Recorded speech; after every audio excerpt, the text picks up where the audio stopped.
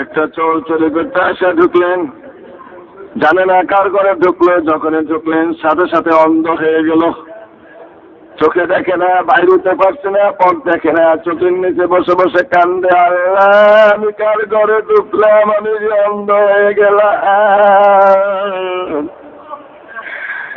আল্লাহ আমাকে বাঁচান, রক্ষা করেন, আমি আর জীবনেও চুরি করবো না। চোখের নিচে বসে বসে চোরে কাঁদছে, আর জীবনেও চুরি করবে না। ওদিকে তাহাজ্জুদের পরে গাউসুল আজম কাঁদছেন, আল্লাহ এই যে তোমার বান্দা সে যে উদ্দেশ্যে আসুক না কেন, সে তো আমারই ঘরে আসছে, দুনিয়ার ধন সম্পদ কিছুই নাই, কি দিয়ে তোমার বান্দাকে খুশি করে বিদায় দিব।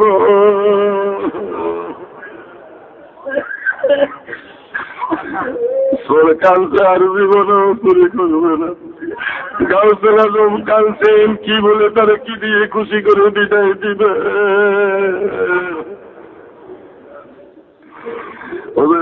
আল্লাহ খোরাসান প্রদেশের কুতুবকে উঠাই নিলেন। সকালবেলা আল্লাহর ওলি অমুক শহরে কুতুব ইন্তেকাল করেছে, কুতুবের প্রয়োজন।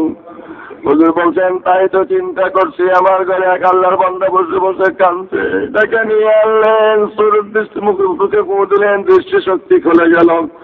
চোর কদম ধরে কাঁদছেন, হুজুর আমি চিনি না, বুঝি না, আমার মাফ করেন, আমি আর জীবনেও চুরি করবো না। বলেন বাবা বসা, এমন ঘরে ঢুকলে শূন্য দুনিয়ার কিছু না, আমার কিছু দরকার না, বাবা বসো। সামনে বাসায় একটা আদি বয়ে একটা তাওয়াজ্জু দিলেন, একই তাওয়াজ্জুতে চোর কুতুবে পরিণত হয়ে গেল।